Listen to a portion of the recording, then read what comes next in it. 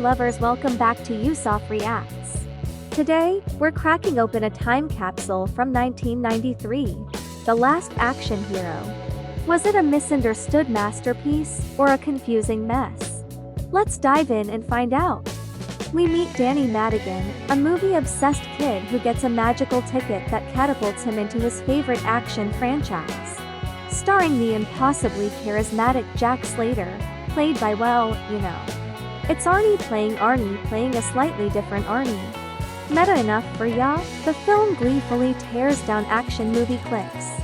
Jack Slater is invincible, cars explode for fun, and logic takes a vacation. It's a satire. But is it effective satire? The humor comes from the clash between Danny's real-world knowledge of movie tropes and Jack Slater's oblivious existence within them. Danny tries to explain plot holes, while Jack just wants to punch bad guys. The movie is packed with meta-humor. Cameos, inside jokes, and references abound. It's a treat for film buffs, but could it have alienated casual viewers? Despite its potential, The Last Action Hero was bombed at the box office. Was it too clever for its own good? Was the marketing misleading? Or did audiences just not get it? Over time, the film has found a dedicated fanbase. Some appreciate its satirical edge and its willingness to take risks. Has it aged well? That's up for debate. Addicted to the fast, high-octane world of the fictional, no-nonsense Los Angeles cop, Jack Slater. Portrayed by his favorite idol, Arnold Schwarzenegger, the neglected 11-year-old film fan, Danny Madigan. Can't wait to see a special preview of Slater's latest movie. With the help of his projectionist friend Nick, and Harry Houdini's magical golden ticket, young Danny will soon become part of the story. Living and breathing inside a glossy celluloid world filled with high-speed car chases, magnificent explosions, surreally good-looking women, ruthless Sicilian mobsters, and murderous henchmen. However, when a small dose of reality creeps into the fantasy realm, and vice versa, the invincible Jack Slater is in for a big surprise. Up against his equally indestructible archenemies, in a world he barely recognizes. Will The Last Action Hero live up to his reputation? The movie opens at night as a police car screeches to a halt in the middle of a deserted street. It is not the first unit to arrive. The entire street is clogged with police units. And officers are training their weapons at an elementary school, where an axe-wielding serial killer named Ripper is holding several children hostage. The senior officer, Cat Decker Frank McRae, laments that this is the worst way to spend Christmas. He summons an officer and orders the sidewalks secured. Just as soon as he's given this order, gunfire breaks out as the insane Ripper opens up on the police cars with an assault rifle. A few officers are downed and multiple cops are shot. Once the gunfire stops, Ripper tosses the rifle over the edge of the roof, followed seconds later by the rifle's original user. Decker curses Ripper for killing one of his men. A few moments later, a new face arrives, in the form of Jack Slater, Arnold Schwarzenegger. He walks through the police barricade, refusing to listen to Decker's threats to confiscate his badge. The mayor and lieutenant governor are present and attempt to stop Slater, but he punches the lieutenant governor in the nose. He then delivers a groin attack to the officer guarding the entrance, then draws his pistol and makes his way to the roof. On the roof, Slater confronts Ripper Tom Noonan, who is holding Slater's son Andy hostage with a chopping axe. Slater steps closer as Ripper tells him about how he has felt a sense of revenge ever since Slater sent him to prison 10 years ago. Ripper tells Slater to put his pistol down. Slater complies, but Ripper isn't satisfied to find that his foe only has one gun with him. Slater reluctantly then removes his pocket knife and the other pistols he is carrying on his person. Asked by Ripper if that's all he's carrying, Slater says that yes, he is now unarmed. Unless what he is currently carrying counts as a weapon, a grenade with a blade that pops out of it, that he tosses to Andy. Ripper laughs, astonished to find that Slater is willing to sacrifice his own son's life to get to him. He orders Andy to pick up the grenade and hand it to him. He tells Slater that while the grenade won't hurt Andy, his axe will. Slater and Andy exchange a look. A knife blade pops out of the grenade and Andy stabs Ripper in the leg. Slater dives to the ground and grabs one of his pistols as Ripper hurls the axe at him. He raises his gun and fires twice, both rounds hitting Ripper. As Ripper falls to his death, he takes Andy with him. Suddenly, the image goes out of focus. It turns out we're actually in a New York City movie theater after hours, where a young action movie-obsessed boy named Danny Madigan Austin O'Brien is watching the end of Jack Slater 3. The third movie in the popular franchise of Jack Slater movies starring Arnold Schwarzenegger in the titular role. Annoyed that the movie is out of focus, Danny makes his way up to the projector room to wake up the projectionist, an elderly man named Nick Robert Krosky. Nick fixes the focus, but the credits are already rolling. He apologizes for not seeing that beforehand, but Danny forgives him, as he's seen this movie 6 times already. Nick tells Danny that the next movie, Jack Slater 4, is scheduled to come out this Friday. It turns out Danny has seen the trailers for that movie and knows that it will involve Slater avenging his second cousin's death. Nick claims he's checking the print he's received for the new movie tonight, and offers to arrange to give Danny admittance to a private preview showing. Danny then goes to school. As he leaves the theater, he sees a cardboard cutout of Slater with a shotgun in one hand and a stick of dynamite in the other, alongside new cast member Meredith Caprice Bridget Wilson, who gets an and introducing credit, advertising Jack Slater 4. In class, his teacher Joan Plowright is teaching the class about Shakespeare's Hamlet, who is one of history's first action heroes. She proceeds to show the class a scene from the 1990 Laurence Olivier film adaptation of the play. The scene in question is the one where Hamlet contemplates killing his uncle Claudius, but decides against it because Claudius is praying, and monologues about it. Danny is annoyed that Hamlet stops short of killing Claudius when he could have done it right there and ended the story. He promptly imagines his own version of the scene. In his version, Schwarzenegger plays a cigar-smoking Hamlet, who grabs Claudius and accuses him of murdering his father, before hurling him out a stained glass window. An announcer blares something is rotten in the state of Denmark, and Hamlet is taking out the trash. Schwarzenhamlet then proceeds to surprise and attack numerous guards, defeating them with thrown skulls and swords. He continues to go on his murderous rampage until a figure appears from behind a curtain saying, "Stay thy hand, fair prince." Schwarzenhamlet quips, "Who says I'm fair?" Then proceeds to produce a submachine gun and slaughters an entire castle of guards, as the announcer assures that no one will tell this sweet prince goodnight. Schwarzenhamlet quips, "To be, or not to be?" "Not to be," then blows up the castle. As the castle is destroyed, the scene transitions to Danny watching the Looney Tunes at home while his mother Irene Mercedes Roll calls the school attendance office to tell them that Danny is sick. She is somewhat annoyed to find that Danny has been to the movie theater again to see Nick. She then hurriedly realizes she is late for work and rushes out the door.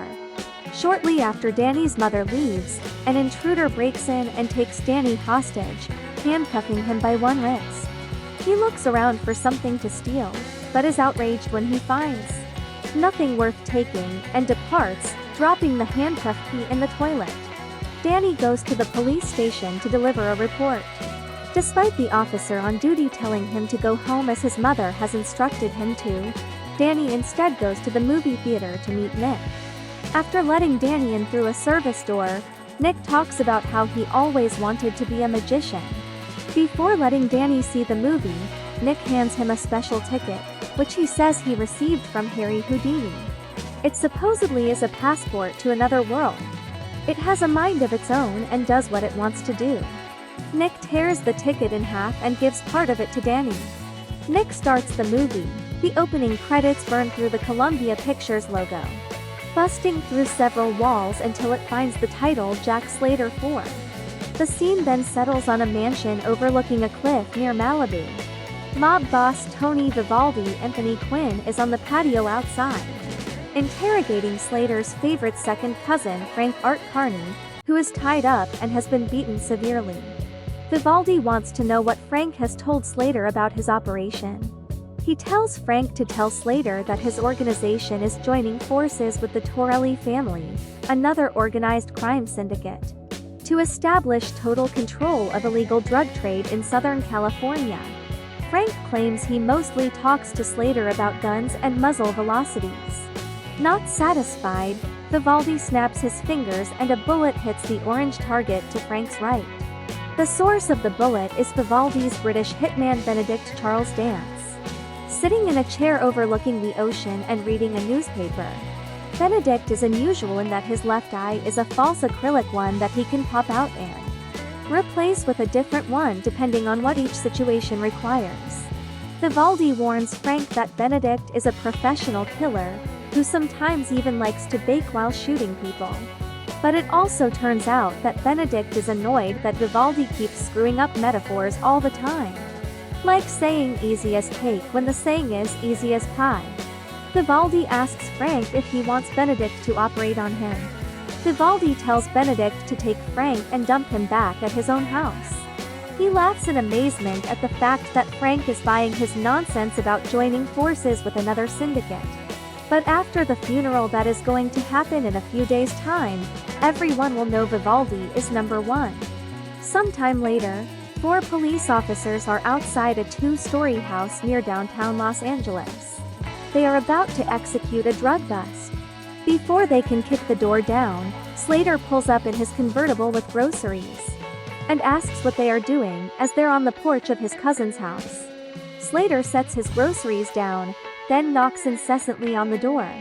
Finding it unlocked, he opens the door and finds Frank sitting in a chair in the foyer, on the verge of death. Frank tells Slater that Vivaldi is joining forces with the Torelli mob, and then dies. As Slater apologizes to Frank, he sees a small card with his name on it attached to Frank's shirt. He shuffles through the cards, which count down 5, 4, 3, 2, 1. When Slater reaches 2, he realizes it's a trap and hurriedly bolts out of the house just as a hidden bomb detonates. The house is incinerated in a giant fireball that throws Slater and the 2 cops on the porch into the air. A police car is also flipped over. The 2 cops are killed while Slater is miraculously uninjured. Slater gets up, just as a red 1950 seconds pickup truck comes speeding around the corner. At full speed, driven by a group of henchmen toting automatic weapons. Slater gets in his car and floors the gas pedal as the henchmen open fire on him. He speeds around a corner, around the flipped-over police car. As they speed down the street, one of the henchmen stops shooting, and grabs a stick of Acme dynamite from the bed of the truck. He hurls it at Slater's car, but it bounces off the trunk, lands in the street, and explodes harmlessly. Going around a left turn, the henchman lobs another bundle at Slater. But Slater produces his Desert Eagle pistol and shoots it multiple times in midair. It is at this point that Danny's magic ticket starts glowing. He doesn't realize it until the bundle of dynamite Slater shot suddenly bursts out of the screen and into the theater. He gets up and starts to run as the bundle begins rolling down the aisle with a lit fuse. He snuffs the fuse with his popcorn bucket, then runs up the aisle, only to be engulfed in a flash of blinding white light. When Danny's vision is restored, he's in the back seat of an unfamiliar car looking up at palm trees under a sunny sky. As Danny is rising, trying to get a view of his surroundings, Slater suddenly fires his pistol at the pursuing truck.